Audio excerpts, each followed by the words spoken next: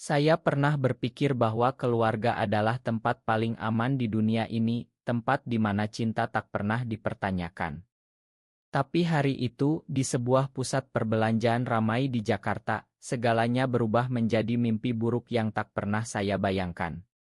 Kakek, pria tua yang selalu saya hormati sebagai pilar keluarga kami yang konservatif, tiba-tiba berteriak di depan umum, mempermalukan saya karena saya salah masuk toilet pria, padahal saya adalah pria. Tapi penampilan saya yang lembut membuat orang-orang salah paham. Semua bermula dari pagi yang biasa saja. Saya, Ardi, berusia 25 tahun, tinggal di sebuah rumah sederhana di pinggiran Jakarta bersama keluarga besar. Ayah sudah tiada sejak saya kecil, meninggalkan ibu yang bekerja keras sebagai penjahit, dan kakek yang menjadi kepala keluarga. Kakek adalah pensiunan pegawai negeri, tegas, religius, dan sangat menjunjung tinggi nilai-nilai tradisional Jawa yang kami warisi. Di mata beliau, seorang pria harus kuat, maskulin dan tentu saja menyukai wanita. Saya sudah tahu sejak remaja bahwa saya berbeda. Saya gay. Tapi saya menyembunyikannya rapat-rapat, karena di Indonesia ini, terutama di keluarga seperti kami, mengakui hal itu sama saja dengan bunuh diri sosial. Hari itu, kami sekeluarga pergi ke mal untuk belanja kebutuhan lebaran. Suasana ramai, orang-orang berlalu lalang dengan tas belanjaan.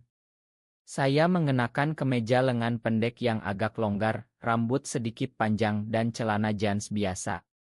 Penampilan saya memang tidak terlalu cowok banget, saya suka merawat diri, pakai pelembab wajah, dan berjalan dengan langkah yang lembut. Sudah sering orang salah sangka, tapi biasanya saya abaikan saja. Saat di mal, saya merasa ingin ke toilet. Toilet pria dan wanita bersebelahan, pintunya mirip. Saya buru-buru masuk ke yang saya kira toilet pria. Ternyata salah, saya masuk ke toilet wanita. Beberapa wanita di dalam langsung berteriak kaget. Saya panik, minta maaf sambil mundur, tapi sudah terlambat. Kakek yang kebetulan lewat di koridor mendengar keributan itu. Beliau langsung masuk ke area toilet, melihat saya keluar dari pintu wanita, dan wajahnya memerah karena marah. "Ardi, apa yang kamu lakukan di toilet wanita?" teriak kakek keras-keras, suaranya menggema di koridor mal yang ramai. Orang-orang berhenti menoleh ke arah kami. Beberapa mulai berbisik, ada yang mengeluarkan ponsel untuk merekam. Saya merasa dunia berputar. "Kakek, saya salah masuk." Gumam saya, tapi suara saya tenggelam dalam amarah beliau. "Salah masuk? Kamu ini cowok apa bukan?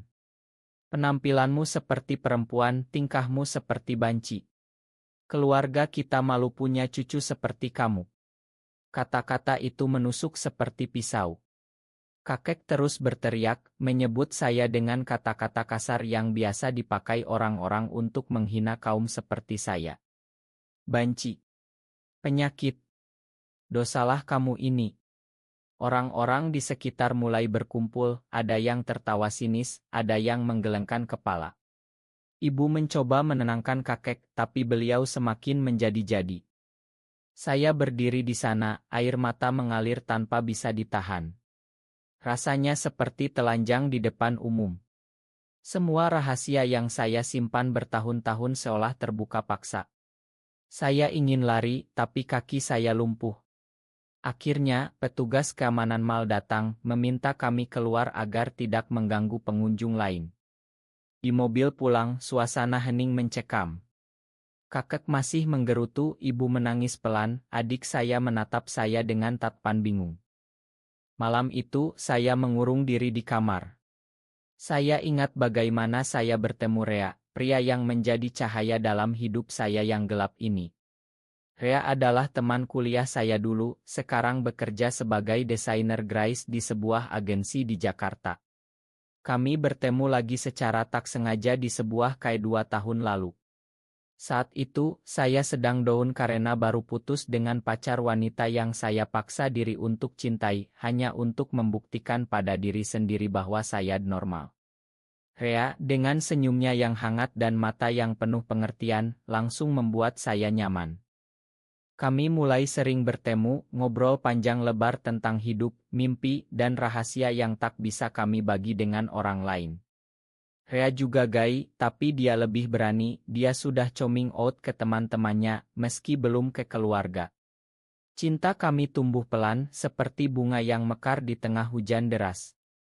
Kami saling mendukung, saling menguatkan di tengah masyarakat yang masih memandang kami sebagai penyimpang.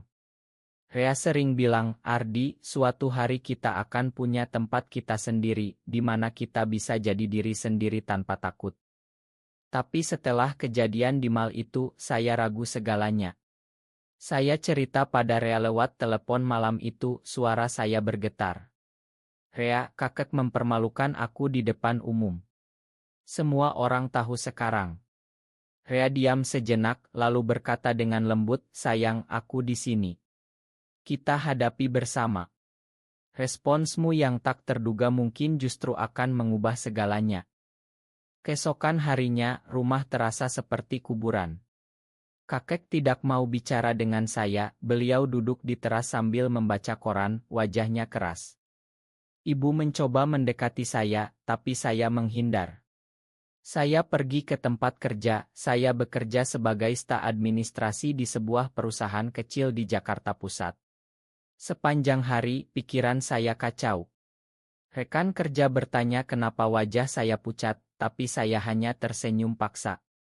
Sore hari, saat pulang, saya memutuskan untuk bertemu Rea. Kami janjian di sebuah taman kecil di dekat rumahnya, tempat yang sepi dan aman untuk kami. Rea sudah menunggu membawa 2 gelas kopi Takawai. Saat melihat wajah saya, dia langsung memeluk saya erat. Ardi, kamu kuat. Aku bangga sama kamu, bisiknya. Pelukan itu membuat air mata saya jatuh lagi. Kami duduk di bangku taman, matahari sore menyinari wajah kami dengan lembut. Saya ceritakan semuanya secara detail. Rea mendengarkan tanpa menyela, tangannya menggenggam tangan saya. Kakekmu pasti shock, Di. Di keluarga konservatif seperti itu, hal kayak gini memang berat. Tapi responsmu kemarin, kamu tidak membalas marah, kamu hanya diam dan minta maaf, itu pun sudah luar biasa. Saya menggeleng. Aku takut, takut keluarga membenci aku selamanya. Rea menatap saya dalam-dalam. Ingat nggak, dulu aku juga begini. Saat aku coming out ke kakakku, dia marah besar, bilang aku memalukan keluarga. Tapi lama-lama dia paham. Cinta keluarga itu lebih besar dari prasangka.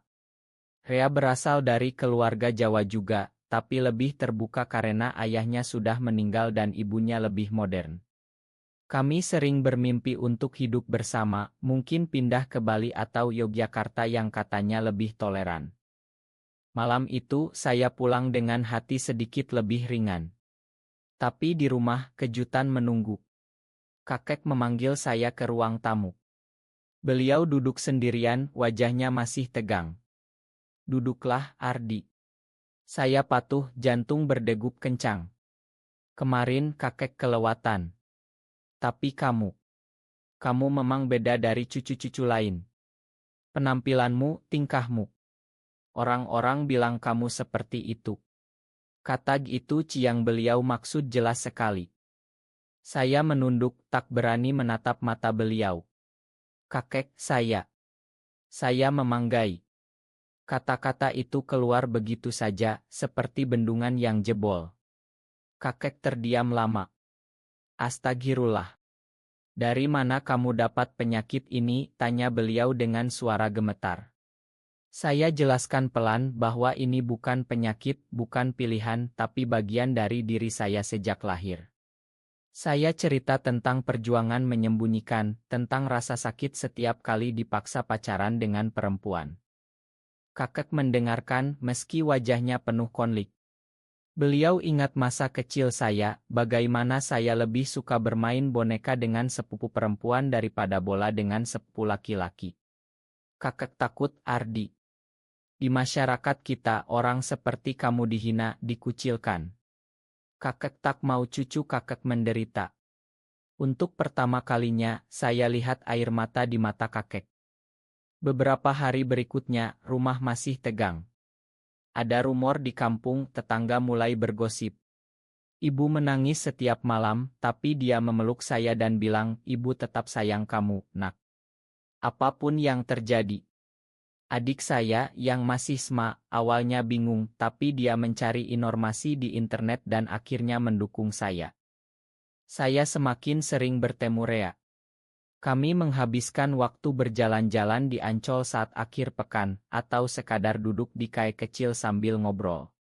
Rea mengajari saya untuk lebih percaya diri. Kita nggak salah, Di. Yang salah adalah orang-orang yang tak mau paham. Cinta kami semakin dalam, penuh kelembutan dan pengertian. Kami saling berbagi mimpi, mungkin suatu hari membuka usaha kecil bersama, atau sekadar hidup tenang tanpa harus sembunyi. Tapi konflik belum selesai. Seorang paman dari keluarga besar datang mendengar gosip. Dia marah besar pada kakek, bilang kakek gagal mendidik cucu. Harus diobati. Bawa ke ustaz, teriaknya. Kakek membela saya untuk pertama kalinya, meski suaranya pelan. Dia cucu saya. Biarkan dia bahagia dengan caranya. Waktu berlalu, tapi luka dari kejadian di mal itu masih terasa. Saya mulai terbuka pada beberapa teman dekat. Respons mereka beragam, ada yang mendukung, ada yang menjauh. Tapi Rea selalu ada, menjadi penyangga saya. Kami merayakan ulang tahun hubungan kami yang kedua dengan makan malam sederhana di sebuah restoran kecil di Kemang. Di sana, di bawah lampu temaram, Rea memegang tangan saya dan berkata, "Ardi, aku mencintaimu apa adanya. Kita akan lewati ini bersama." Kembali ke keluarga, kakek mulai berubah pelan. Beliau sering bertanya tentang hidup saya, meski dengan nada canggung. Suatu hari, beliau ajak saya jalan ke masjid untuk sholat bersama. Setelah sholat, beliau bilang, "Kakek baca-baca di internet. Banyak orang seperti kamu yang bahagia, asal punya iman yang kuat." Saya terharu. Kakek, pria tua yang dulu begitu kaku, mulai mencoba memahami. Tapi badai datang lagi. Seorang tetangga menyebarkan video kejadian di mal ke grup WhatsApp kampung. Video itu viral kecil-kecilan, orang-orang mulai menghina keluarga kami. Ada yang bilang kami dikutuk, ada yang menyarankan untuk mengusir saya dari rumah. Ibu stres berat, sampai sakit. Saya merasa bersalah, ingin pergi saja dari rumah. Rea yang menenangkan saya. "Jangan menyerah, Di. Ini saatnya kita tunjukkan bahwa cinta kita lebih kuat." Kami memutuskan untuk bertemu keluarga saya secara resmi. Rea datang ke rumah, dengan tangan gemetar membawa oleh-oleh. Kakek dan ibu terkejut melihatnya. Saya perkenalkan Rea sebagai teman spesial saya. Awalnya hening. Kakek menatap Rea lama, lalu bertanya, "Kamu yang membuat Ardi seperti ini?" Rea menjawab tenang, "Tidak, Pak. Ardi sudah seperti ini sejak lahir.